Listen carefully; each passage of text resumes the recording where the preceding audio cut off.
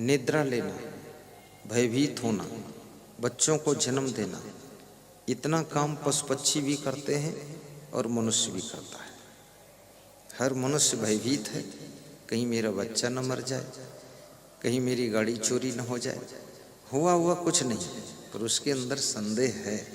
हो भी सकता है, हो भी जाता है, बहुतों के साथ हुआ भी है।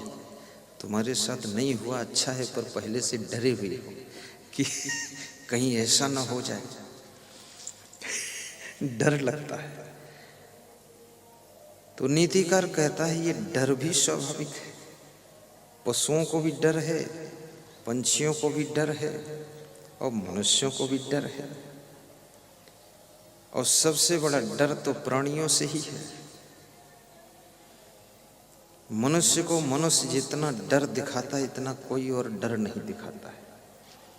अभी मैं किसी गांव में था, शेमला गांव, डिस्ट्रिक्ट झालावाड़, राजस्थान।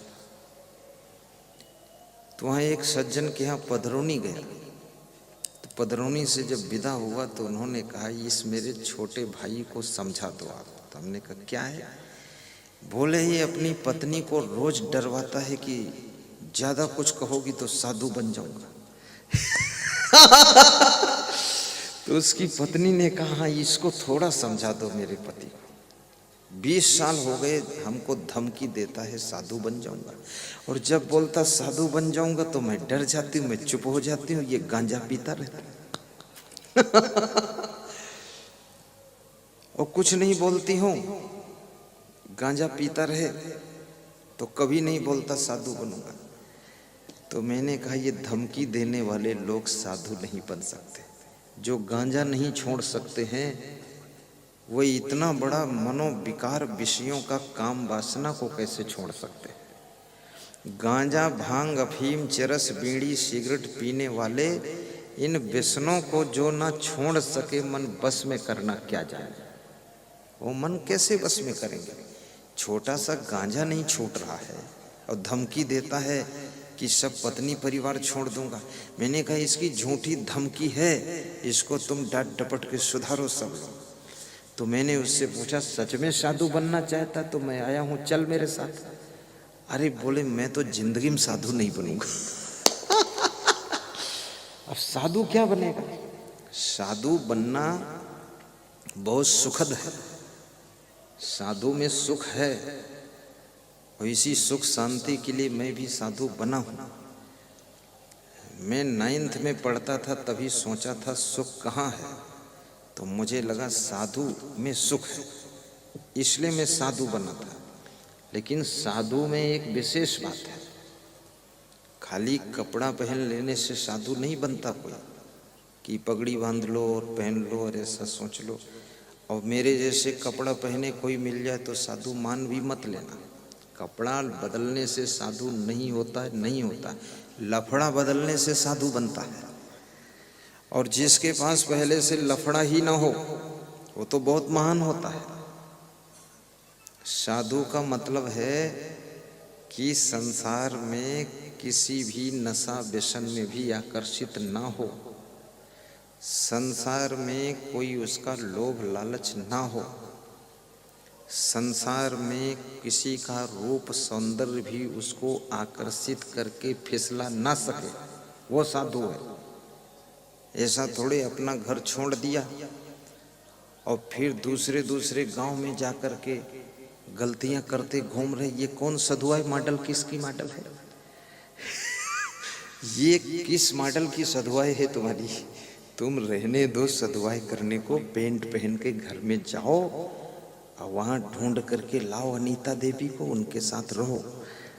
यहाँ साधु वधु ऐसे खेल तमाशा नहीं है। साधु को मार्केट में भी फालतू घूमना नहीं चाहिए। साधु को टीवी में नाच, डांस और फिल्म कभी देखना नहीं चाहिए। साधु को मोबाइल में भी कोई गलत गाना वाना सुनना नहीं चाहिए। साधु महात्मा को जिस तरफ कुसंगत ज्यादा वहां जाना नहीं चाहिए। बहुत लोग हमको शादी में बुलाते हैं कि गुरुदेव शादी में जरूर आना, तो मैं हंसता हूं और पूछता हूं क्या ठीक रहेगा? तो वो भी हंसते क्योंकि शादी और साधु दोनों में विरोधाभास है, दोनों में सेटिंग ही नहीं बैठती। और शादी में साधु को मोबाइल से आशीर्वाद ले लेना चाहिए, आना चाहे तो भी कह दो 2-4 दिन बाद आना है, निपट जाने तो हुड़दंग ये सब। वहाँ ढोल बज रही है, कोई डांस कर रहा है और सभी लड़कियां भी सज धज कर आई हैं। मैंने पूछा एक सज्जन से, एक लड़की की शादी है, बाकी ये सभी लड़कियां सज धज कर आई हैं और बहुत सारे लड़के भी सज धज कर आए, मतलब अर्थ क्या है? तो बोले ये सब उम्मीदवार हैं शादी के। बोली उम्मीदवार हैं, ये भी चुनाव लड़ेंगे, जीतेंगे, इसलिए। अब वहां साधु बाबा त्याग वैराग्य वाला बैठा है, सेटिंग नहीं जमती है। तो मैं तो यही आज्ञा देता हूं मैं मेरे लिए कि मेरे को कभी शादी वादी में बुलाओ मत, बस ऐसे ठीक शादी हो जाए, पति पत्नी सेट हो जाए, फिर बुलाइए तो पति पत्नी को गृहस्थ धर्म की शिक्षा दूं कि सास के साथ कैसा व्यवहार करना, ससुर के साथ कैसा करना, पति पत्नी कैसे रहना, यही तो संत का धर्म, ज्ञान देना। 10 मिनट ज्ञान दे दूंगा बस, ठीक। अब वहां कोई ज्ञान सुनने वाला नहीं, शादी में फालतू साधु वहां घुसा पड़ा है और इतना बड़ा वहां हुड़दंग चल रहा है, ऐसे ऐसे डांस हो रहे हैं, नखरे हो रहे हैं, झुम झुमका गिरा ले टिमरनी की बाजार में, कौन ढूंढे रे। तो ये सब नाटक में साधु को उससे उसके अंदर साधना में कमजोरी आती है, इसलिए ऐसे दृश्यों को भी साधु को देखना नहीं चाहिए। और साधु महात्मा को जिस घर में बहुत ज्यादा लड़कियां हैं उस घर में सोना भी नहीं चाहिए। लड़कियां हैं, नौजवान बहुएं हैं, दूर रहो। इसलिए हम हमेशा ऐसे घर में निवास करते हैं जहां कोई न रहता, बस छुट्टी। जैन धर्मशाला में हूँ, कोई नहीं है, केवल हम लोग हैं। 2-4 कभी भगत आ जाता है, वो रात ठोरा तो वहीं रुकवा देते हैं पुरुष को, क्योंकि गलती हो ना हो लेकिन कुसंगत से दूर रहना चाहिए साधु को। और तुलसीदास कहते हैं, नारी पुरुष दो होए त्यागी तदप रचिए जिम तृण आगी। स्त्री पुरुष दोनों त्यागी हों फिर भी उनको अलग अलग ही रहना चाहिए, क्योंकि घास, सूखी घास और अग्नि पास पास रख दोगे तो सुलग सुलग कर जल जाएगा। ऐसे ही इतना महान पुरुषों ने मना किया, समझाया। और हमारे धर्म में तो यहाँ तक समझाया गया कि नारी निरख न देखिए, आंख गड़ा करके, आंख लड़ा करके किसी स्त्री के मुखमंडल को देखना नहीं चाहिए साधु को। नारी निरख न देखिए, निरख न कीजिए गौर, फिर गौर से मत देखो। और निरखत ही ते विष चढ़े मन आवे कुछ और, कितनी बड़ी बात बताती। अब साधु महात्मा को स्वयं ध्यान देना है और साधु महात्मा को नियम के अनुसार ही रखना चाहिए। इसलिए हमारे साथ कोई फोटो खींचना चाहते हैं, इच्छा हो जाती है लोगों की सेल्फी ले, क्या बोलते हैं सेल्फी, तो मैं कहता हूँ, समझा देता हूँ कि बेटी सेल्फी न लेना, क्योंकि तुम व्हाट्सएप पर अगर डाल दोगे, फेसबुक पर, तो दुनिया में करोड़ों लोग हमको देखेंगे तो हमारी बदनामी हो जाएगी। लोग कहेंगे अरे असंग साहिब भी लड़कियों के साथ सेल्फी खिंचवाते, अरे ये भी भ्रष्ट है गिरना। तो तुम्हारे गुरु के ऊपर दाग लग जाएगा। इसलिए सेल्फी मत लो, अपने माता पिता के साथ बैठकर फोटो ले लो, लेकिन अकेले न लेना, क्योंकि संसार में नाम कमाना कठिन है और उससे कठिन है नाम को बचाना, और नाम को डुबाना तो बहुत आसान है।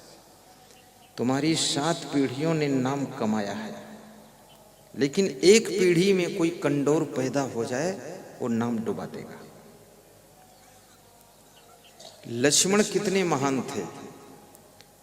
जब भगवान श्री राम सीता के वियोग में विह्वल होने लगे तो सुग्रीव ने कहा कि भगवान विह्वल मत हो, मुझे आकाश से गिरे हुए कुछ कुंडल मिले हैं, तो ये कुंडल देखो क्या सीता जी के हैं? तो राम ने कुंडल लिया तो राम पहचान नहीं पाए, दुखी ज्यादा थे सीता जी के वियोग में। तो लक्ष्मण को बुलाया, कहा लक्ष्मण तुम पहचानो इन कुंडलों को जरा, ये कुंडल क्या सीता जी के हैं? तो लक्ष्मण ने जवाब दिया तो भगवान राम का गला भर गया कि धन्य है लक्ष्मण। और सुग्रीव भी सोच में डूब गया कि लक्ष्मण कितना ऊंचाई पर बैठा है। लक्ष्मण ने क्या कहा राम से, मैंने तो चरण निहारे हैं, माता के देखे कान नहीं, माता के देखे कान नहीं, मैं तो चरणों का सेवक हूँ, मुझे कुंडल की पहचान नहीं, मैं तो चरणों का सेवक हूँ, मुझे कुंडल की पहचान नहीं। अब ये चौपाई लक्ष्मण की परिभाषा को इंगित कर रही कि लक्ष्मण क्या थे। ये लक्ष्मण की मूर्ति ऐसे ही थोड़े राम भगवान के साथ मंदिर में सब जगह लगी रहती है, ऐसे खामखा आदमी वहां नहीं बैठ सकता। भरत शत्रुघ्न को बहुत कम मंदिरों में स्थान मिलता है, लक्ष्मण को मिला। बहुत साधु जैसी वृत्ति थी, साधु लक्ष्मण। उन्होंने कहा मैंने तो केवल माता जी के चरण निहारे हैं, ये नहीं कहा चरण देखा, चरणों का ठीक से दर्शन किया, चरणों का सेवक हूं। मैंने तो उनका मुखमंडल देखा ही नहीं, तो कुंडल की हमें पहचान ही नहीं है। हम कान वान उनके देखे नहीं, कान भी नहीं देखा, तो मुझे नहीं पता ये किसके कुंडल। तो राम ने कहा अब सीता जी की खोज हो गई, जब तू इतना महान है तो काम हो जाएगा, ठीक है। ये लक्ष्मण की महानता थी। इतनी पवित्रता गृहस्थ आश्रम में रहने वालों में त्रेता युग में होती थी। भगवान राम के छोटे भाई लक्ष्मण इतना निर्मल मन के थे, रिकॉर्ड तोड़ दिया। मैंने तो इस चौपाई को इसी साल पढ़ा राधे श्याम रामायण में, तो मैंने कहा हद हो गई। सीता जी लक्ष्मण की भाभी लगती थी, भाभी में वो माँ का रूप देखते थे, इतने महान थे लक्ष्मण। और लक्ष्मण बहुत कलाकार भी थे, बहुत गुणवान थे, परिश्रमी थे, हर कार्य करने की कला थी उनमें। नाव भी खेल लेते थे, झोपड़ी भी बनाना आता था, कुटिया बनाना आता था, लकड़ी काट लेते थे, पेड़ों पे चढ़ जाते थे, जंगल से सब लकड़ी ले आते थे, भोजन भी बना लेते थे। जिस आदमी में सभी कार्य करने के गुण होते हैं, वो उसके मन में जो लक्ष्य का उसने चुनाव किया है, वो लक्ष्य उसका बहुत जल्दी पूरा होता है। लक्ष्य मन का अर्थ यही है, तुम्हारे मन में जो लक्ष्य है उसको पूर्ण करने की शक्ति आपके समस्त गुणों के द्वारा ही पैदा होती है।